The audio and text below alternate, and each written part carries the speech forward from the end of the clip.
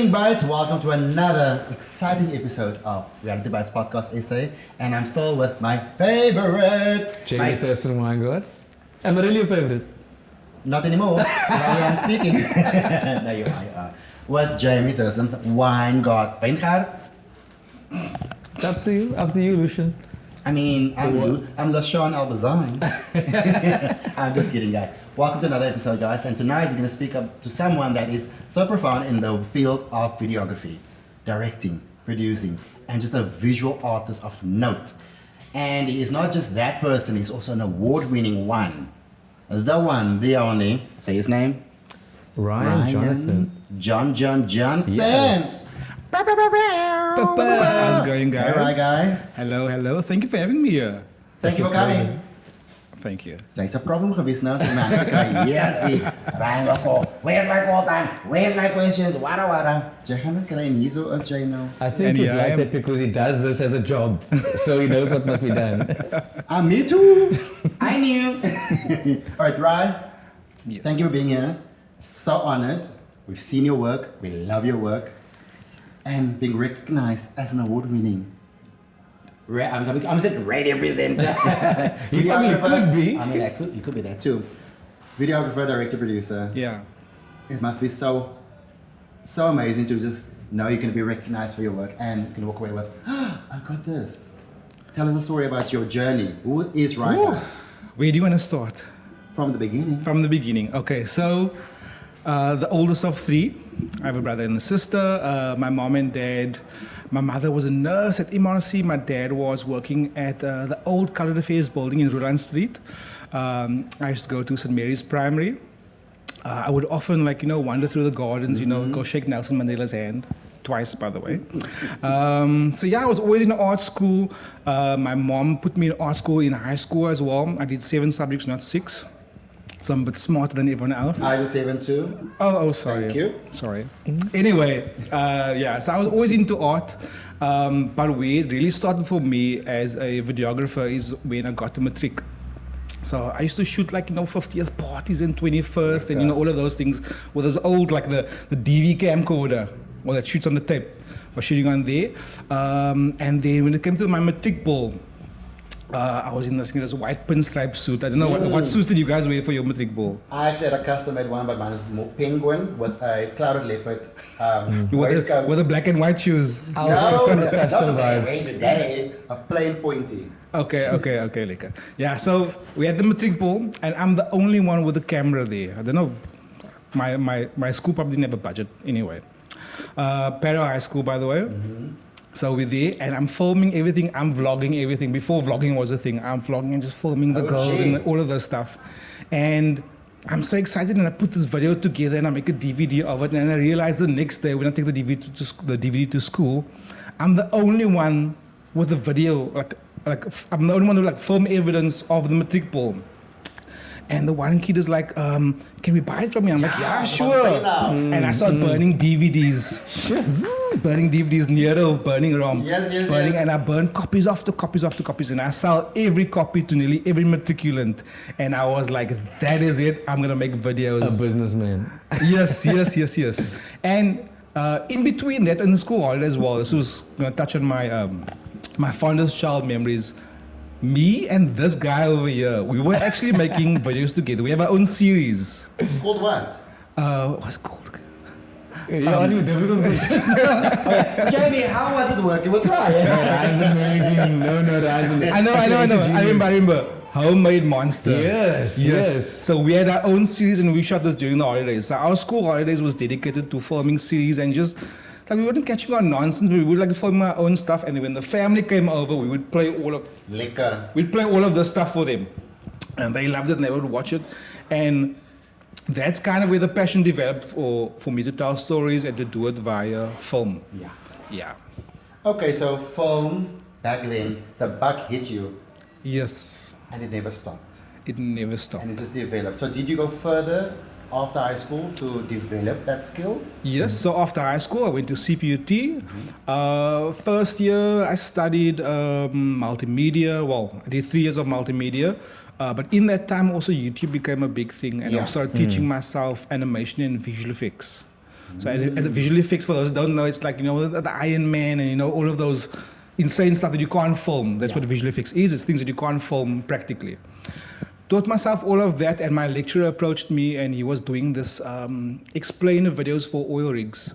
And I started doing some work for him, and I was working part-time and studying, making bits of money and upgrading my computer and buying new camera equipment.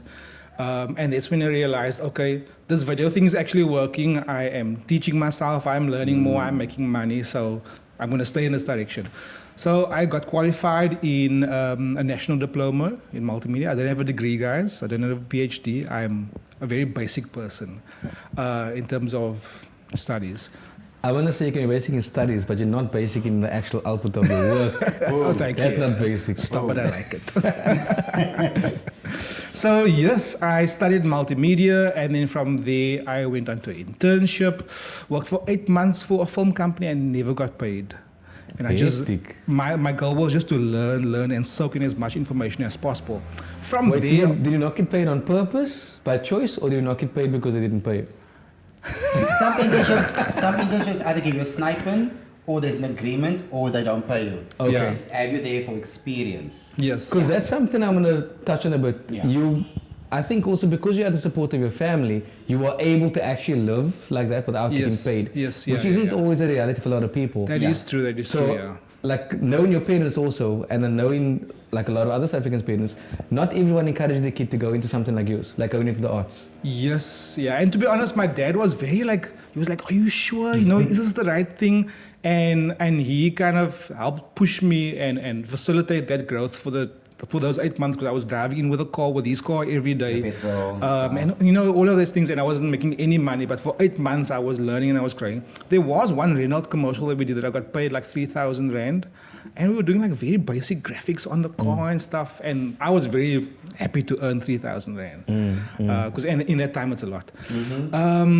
But yeah, I was doing that for 8 months, working on short films and just basically learning the software and understanding how the industry works. From there, things started getting interesting. I then went to Clockwork Zoo. Gotcha. You guys remember Hectic 99? Yes, I was working on that show for about a few years. Did that. That was in TV. Then I learned all the broadcasting stuff, 4x3, PAL, NTSC, all those technical things. Still in the animation field. From there, I moved on to a company called RyGuy Media. Yes. You know RyGuy Media? Yes. What? Lucian I've is been listening for so anything. long. Okay, yeah. Also, Lucian the legend. Thank you. So I was at RyGuy Media, and I was the one responsible for the 31314 ads. SMS Love. Yes. And okay, so I wasn't, guys, just a disclaimer here, I wasn't doing the R18 ones. I wasn't doing... The Emmanuel ones. I wasn't doing That was those. the one. SMS 06. The 33728. And Yeah. they'll send you a link. Yeah, so I wasn't doing those. I was doing the I know what you're the doing. lotto numbers and SMS love tips, and I was doing those Valentine's things. Day and so and so. Yes, those ones. I was doing that for a couple of years, and this is where the freelance started coming in, and I was doing extra stuff on the sideline, and I was like, just working for this person, working for that person, making extra money, and just upgrading my life and my gear. From there, went to Ole Media Group in Kloof Street. And this is when Facebook and Instagram became a big thing, and then influencers started popping up, and I started doing a couple of influencer brand works here and there while still doing my day job. So I would go 9 to 5 there, come home. Shoot, edit, all that stuff. Yeah. So go to work 9 to 5, come home in the train, by the way. So I would take the train from home to there, skateboard from there to Kloof Street, and then come back again, eat, and then continue with my side hustle. And Dedication. That's dedication. That is dedication, yeah. And I never saw it as hard work. It was always just like a fun thing to do. Like I always tell people, if I could make videos for a living and never get paid, I'd do it. Like if someone else sorted out, the kids and everything else, I'd do it. I'll do it until I die. I might get tired of it, who knows. Anyway, so from there I went on to, where was I? Oh, Ole Media Group. Yep. Yeah, Facebook and Instagram starts popping up, and I start doing a bit of campaign here, campaign there. Then an interesting twist happens. I get approached by Sneaker Cartel. Yes. And then this is where Lucian comes into the picture, by the way. Oh my God. Yes, speak about it. Can I go ahead? Yes. Yeah. So we're shooting at Sneaker Cartel, and I was in charge of making these short 1-minute after movies of all the influencers and celebs that came to the club. Guys, I'd never been in a club before this. So I'm in the club. I know you've been in church for your whole life. Yeah, yeah. So I'm like, the first time you shot with him was when I was there. For the launch opening. yes. Okay. So let me explain how I met Lucian, just so like a side quest. I'm filming these influencers and they're having a good time and living their life. And the one person stumbles. They stumble and they knock into me with the camera and I fall backwards and I land, boom, on someone's lap. And guess whose lap it is? My lap. Yes, I remember it now. Not in your lap. Not that I have a party, enjoying it. Not that I have a party. Yeah. Oh, hi, Ryan. Yeah, very awkward. You knew I was that time? Yes. What? Yeah. Sorry, guys. I consider myself very, like, I assume that people don't know me. I know the entire You're really streets, bro. famous, my friend. Yeah. I know everyone. Yeah. So from Sneaker Cartel, obviously, because I started seeing a lot of famous people, that then branched out. And my name was going on every video and every tag, and people started branching out to me. So from there, went to a very well-known plug in the industry called Rolo. You guys know him. And then he introduced me to Cotton Fest. Yes. And we went to Johannesburg, and I love music, but I had no idea of the local hip-hop scene. Yeah? So- It's huge. Yeah, so we at Cotton Fest, and I'm standing in the bunker, you know, here's the crowd, and there's the stage, and I'm standing, and I'm Googling, who is Ricky Rick? Wow. Yeah, so I'm standing there and I'm Googling, and he's performing and going on, and Nadia Nika is there, and AKA is there, and I don't know any of them. And all I know is Youngster. So Youngster performs, and I film a video, and I go home and I edit the video the same night. And one of the things that I'm known quite well for is like Quick doing, turnaround. yeah, doing quality work and like a quick turnaround. So I post that video the same night that Cotton Fest is done. Stunning. And the next morning, I get a call from an unknown number, and I answer, and it's like, hey, it's Ricky Rick. And my heart starts beating, like, this is the guy that was on stage, and now he's calling me, what does he want? And he's like, I wanted to shoot the after movie, I'm gonna send you all the footage for Cotton Fest, and from there, just, yeah, and the rest is history. Then it's music videos, then it's Nadia Jafta, then it's Yusrik Meyer, and Dave Don did it, and all, you know, all those, the beginning of social media in South Africa, all those influencers that want to come up, I was shooting content for them, I was with them, I was doing stuff for them, and then after that it was brands, then it was Puma, then it was ShopRite. It was just, yeah, I can't mention everyone's names, but it just went and went, and it snowballed. And yeah, that's my story. And that is RyGuy. And for that, for coming up, not people knowing that you were grinding, and now you are that man. Thank you. Cheers to you. But Thank now, you. like I said now, people didn't even know that you were hustling, Yes. working hard for 8 months straight. So Yes. people also see the glam. Oh, Ryan is here with this celebrity, here internationally, wada. But they didn't realize the sacrifice that you had to do alongside with your family. And with flying abroad. We heard that you were recently overseas. Yes. Ethiopia. Ethiopia. And so, what? Je me m'appelle Luc Chanel Batain, you were in France. I thought Yes. you were French now. Where were you? Croissant. Croissant. Croissant. The croissant. Yeah. I don't speak to you anymore. Anyways, Funny enough, when I was in France, I didn't eat one croissant. And I've been told that they were really amazing, but yeah, I missed out on that. tell us that experience. So France was insane. I got called up by this agency called People Have Interest. So shout out to Fee. And she was like, we've got this amazing opportunity. When you come with us to France, we are going to Tomorrowland. And I was like, yeah. I am a big fan of electronic dance music. So Steve Aoki, Armin van Buuren, goodness. all of those. I love that stuff. So she calls me and I'm like, yeah, yes. And we go and we are there for 5 days shooting for Voos, South Africa. So we take a couple of influencers with us and we create content for them, and then it gets marketed on their platforms. That was insane. The first time in the Alps, the first time snowboarding, sitting on a ski and huskies pulling me. 3 flights over 2 days, 6 flights actually. What else was there? Massive stages, 7 stages, international artist. And then I'm standing in the gondola. You know what a gondola is? Yes. Oh, okay. I'm in the gondola and I see this guy, and this guy is familiar. He's got the beard and looks a bit Asian. And I look around and I'm like, I shout out loud. I'm like, guys, you know what I feel like listening to right now? So I'm Steve Aoki, and Steve Aoki turns around. He's like, this is amazing, man. And he first bumps me, and I'm like, yeah, it's insane. But France was next level. Yeah, it was beautiful.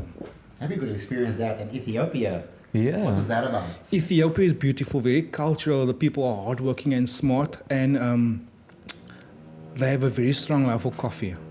Can you imagine? They have a very strong love. So they've got this rule, and there's a couple of other countries that adopted as well. You can't have coffee on the go. Oh. You're not allowed to grab a coffee and run, or like get in the car and yeah. So the whole process involves sitting down, and you sit flat on the floor on the mat, and then they take the beans and they roast them in front of you, and they will burn frankincense there, and then that aroma will like fill the room, and then the beans, they start roasting it, and they crush it, and they filter it, and you sit there, and you must sit for a minimum of an hour and socialize. Ambeya may know. Sure. Pals may know. Not on the floor. No, you sit on the floor, and this is it makes you appreciate the coffee first of all, and the socialism that comes with it. So you must sit down, you must interact, you must talk, whether it's business or networking or whatever it is. You must sit with the coffee, and that's how you appreciate the flavor of the coffee and the process and the art of making it. I'd rather With- beer. Enjoy that beer. With Yeah, all so- the travels, Ryan, with all the activities you're doing, another thing we have to know about Ryan, you're a family man. Yes, I am. And how does all the work and traveling affect your family? Woo. I'm gonna go deep here. That was literally my next thing, but thank you. So I'm married to a very beautiful lady by the name of Nasli. We've been married for I 10 can years. vouch she's very beautiful. Yes, she is. So we're married for 10 years, and we've got 3 girls. A dad of 3 girls. Oh, he's a girl dad. Yes, Zaddy. I think it's called like a fairy dad or something. I don't know. I don't know. Yeah, that. so it's not just 3 kids, guys, it's 3 girls. But they are very beautiful. I love them a lot. And the way that I manage them, sure, it is tough. Why do you say manage? Is it a job? No, so the way I balance my life. Let me okay, say. So okay. the way, let me just restart that. So Kijk, the moet je way, praten, Joy, moet je praten. so the way that I balance my life, I'll give you like a quick day to day. Wake up in the morning. I'm feeling like we did it. Wake up in the morning, take the girls to school, drop off. Come back, work about 8 till 3:30, 4. Go and get the girls, come back, spend some time with them, jump on the trampoline, play, run up and down, start supper, cook. They go do their homework with mom. I cook, make supper. We sit down and we eat, we chat, we pray, and we have some family time. Then they go to bed. I put them to sleep and I pray for them. And then I go back to work. And then I'll work 9 till 11, 12, depending what the deadlines are like. And then I come back to bed. And then if my wife is still awake, I'll spend some time with her. We'll talk a bit. So that's how I manage that family time. It is difficult, but I will always put family first. 100%. I mean, your family must come first, and your work secondary. But obviously, like you said, you balance both. I do. So, like Jamie said now, you're a family man, dad of 3, but also you are award-winning man that has been doing all of that, still managing your kids. Tell us your journey about becoming the award-winning videographer, director, producer. It's such a nice feeling, you know. So the first time I did it was, the first time I won the award, I was shooting a campaign for Steers with Lasizwe, Dambuza, very good friend of mine. And we shot this campaign, we did 3 episodes for them. And the agency that produced the entire series, they applied for the award. And they just called me one day and said, listen, we entered this award and you won. I was like, what? Me? And I flew up to Joburg, went to go get the award, took a photo with it, and I was like, I won an award, you know, it's insane. And I was very happy, very impressed with myself, and I, bumped up the price a little bit. Of course. Yes. And then it went on, I started shooting with Nadia, and we were doing campaigns after campaigns, and then the DSTV Content Creator Awards came up. And they told us, look here, there's the campaign coming, there's the awards coming up, we'd like to be part of it, and we said yes. And it was the first one And I'll never forget, I had a custom suit made. And, you know, I had like, You look smashing, my friend. I know. And it had like RyGuy say inside, and I took my wife with me, and I got her like all glammed up, and we were on the red carpet, and it was the first time for everything. First time on the red carpet, getting interviewed, and lights and everything. And usually I'm on that side of the camera. Now I'm on this side, so I'm standing there, I'm freaking out, and I'm like, yo, this is a lot to take in because, you know. Now you know. Yeah. Oh, okay. Anyway, we sit there, and myself and Nadia win 3 awards back to back, and then we win the overall award for like. And I'm like, yeah. But in my mind, I'm like, is this stuff actually happening? Are they pranking me? Where's the Vasi camera? So we win 3 awards, and I'm just thinking like, yo, this is insane. I won 1 award for making a video. And I am shocked, I'm in disbelief, but I'm also happy, I'm very proud, and I'm glad that everything just turned out so amazing. Do you not know how freaking good you are at your job? But it's not just your talent, but it's your personality. That's You're nice to work with. Ever since back in our day, you were good to work with. You were a good person that can guide. You were a good director. And that, I think, also pulls... Yes. People want to work with you, and people will talk about you because of your energy, I would say. Some people come on set and is not always a pleasant person to work with. And you have a lot on your shoulders, just your work you're doing. You have family, you have all that. And it's a case of you don't let other things, whatever else may be going on in your life, affect your work negatively. And I think what makes that work is because you enjoy your work. Exactly. So for that younger 15-year-old Ry, or at least 17-year-old Ry, when he was in matric, if you could give advice to that person, what would you say? Number 1, don't worry, everything will work out. Number 2, take more risks, you know. Because I was very cautious in the beginning because I always thought being your own boss, being self-employed, being an entrepreneur was for rich people, you know, smart people that had degrees. And as kids, we were very sheltered. We were like, you know, follow the protocol, go study, finish school, get your matric, go study, and get a job and work for someone. I never thought I would work for myself and travel the world. I had the wish, but I didn't think it would actually happen. And now it's happening, and it's insane. And we are so happy for you, for living your dream and living your life and fetching your life.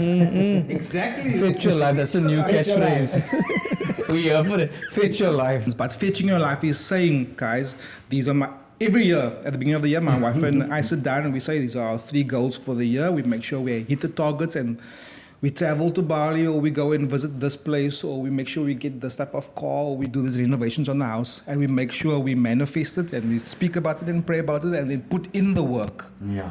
That's the key. That's the key. That's the key. Yes. Yesterday, Content Creator Awards. You guys literally killed the categories, and you walked away with 3 awards. So working with influencers, that was the first wave of coming up, working to the new ones that's now currently. How do you navigate those personalities? So the first generation of influencers, or the first wave, if you can call it that, those were the guys on Facebook. So it was first Facebook that came up, and then it was Instagram, and now it's TikTok. So the TikTok people they're a lot smarter and faster, and their content must be shorter. For the other guys, it was, you know, like the longer the better, and you must do this, what the brand says, and you must do that. So the difference and the way that I navigated was basically just reading the brief. You know, so as per the brief, we wanted to do this, wanted to do that. I feel like I'm not answering that question. I want to find this thing of briefs. Are the people even able to draw a brief? Because I know, as an entrepreneur yourself, you're not always working with the corporates. The corporates give you a very nice brief. Yes. But what's it like in working with an influencer, or even a normal person on the street that sees your name and wants to use you for a video? So I've been very fortunate enough, and I've been blessed with like an abundance of creativity, where people will just come to me and say, listen, here's a lot of money. You do what you do. I just wanted to look like this and like that, and it must be glamorous, it must be dark and edgy, it must be colorful and bright. And that's kind of how I've just gone from job to job, just doing what I do and making people happy. Speaking of dark and edgy and colorful and bright, any dark and edgy stories from your side and your industry? Okay, so I've been very fortunate. You know, you heard Kenya and Dubai and sorry, you've heard Kenya and France and Ethiopia, but there's been a couple of moments where my job got me into like a very, like a bit of a sticky situation. So there was this one time I went to Dubai, and I was invited into a penthouse of the person. I won't mention his name, and we sat there and we had a drink, and he served up some food, and I noticed everything in this house was branded. And I'm talking about like high level branding, sneakers, couches, curtains, everything was a very specific brand name. And I thought this guy was just living lavishly. He borrowed us his Rolls Royce, a custom purple Rolls Royce. As a matter of fact, when we picked up the Rolls Royce, out of the car got low pump, and we just, touched shoulders. And I was like, wow, this guy is, next level. This is where we want to go.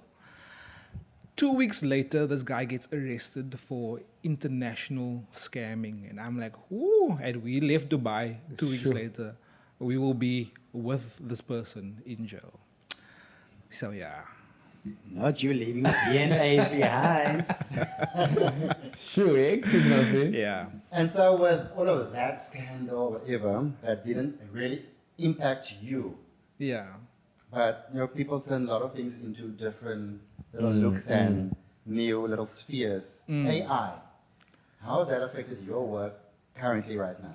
I'm a very technical person, so I love coding, and I love understanding how things work. So AI has made me very excited because the fact that I might one day never be able to pick up a camera again and just type a girl walking down a forest street holding a cell phone in her hand, and it just spits out the video for me.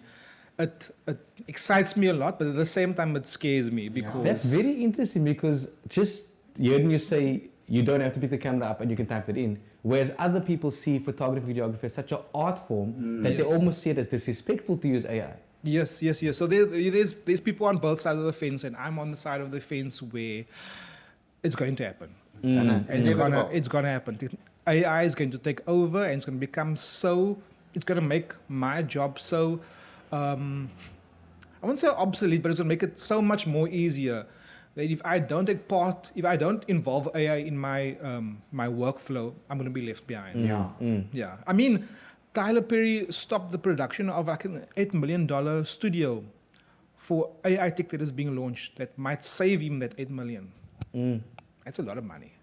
Well, for him, that's pocket change. For us, that's a lot of money. Yeah, you can pause. Tyler Perry, if you're listening, RyGuy say Instagram. It doesn't sound like it's a joke. I think Tyler Perry could hire you one day, RyGuy. See, that would be that insane. good. That would be amazing. Yeah. Or we can just make our own, RyGuy say productions. Make our own colored soapies this side, 100%.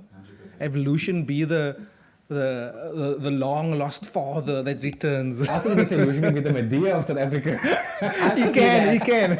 I'll smack you now and ask questions later. Shoot, just don't come with that gun. I'm a Medea, take a gun out of it. So, To audition for us, shout there, Barry. What attitude was now? I think there's enough. I don't know to speak colors, but there's enough colors that can populate your show. There are so many stories we can tell, guys. Yeah. So, what's next? Woo! What's next? What's next for Ryan? A Netflix series, maybe? Ooh, I'm here for it. A Netflix series. Can I write a cameo? Can I have a cameo? Not you. Ask first. Me first, then you ask me. Yeah, definitely a Netflix series, maybe a couple of movies. I want to be the person in South Africa that tells all our stories, especially the colored stories. I want to make animations, I want to make sitcoms, and just be the guy that does things visually but does it different. Right? Thank you so much, my friend, for joining us. Thank you today. very much, guys. And thank you for you. Being here once again, Jamie. Yes. Thank you for you. Oh, he's hugging me. What do you want? One more episode. One more episode. Yes, I want to work with Ryan, more with Ryan. We'll give you more episodes too. We'll see how it goes. But you did well. Thank No, you. thanks. But Ryan, I've been watching you because we've obviously, I don't mean watching your content, I mean watching you as a person and your growth. You do it, I can see you being on top, not Thank just you for very South Africa, Thank you. not Thank just you for for- Africa. I see you as your standard is international standard. If only his pedal was better at his camera work, He was not part of the other day and we lost because of him. No. We lost because I got shouted at. hardloop di kant toe. Ryan, eat the ball. Kau stand That's there. for the director. he's gonna tell you what to do. No, but okay, fair enough. This was playing panel, so. People must catch us every Thursday. Every Thursday, 8 o'clock, right here on YouTube. And don't forget to like, subscribe, and comment, guys. And please let us know what you think of tonight's episode, because there's more coming, more inspiring episodes, and more inspiring people that you can learn from. And don't forget, you can make your own work like Ryan did it when he was 7 years old in Mercury Ball. Comment that story. What do you think Ryan should make? I'm here for that. Me too. Peace, guys. Enjoy. Cheers.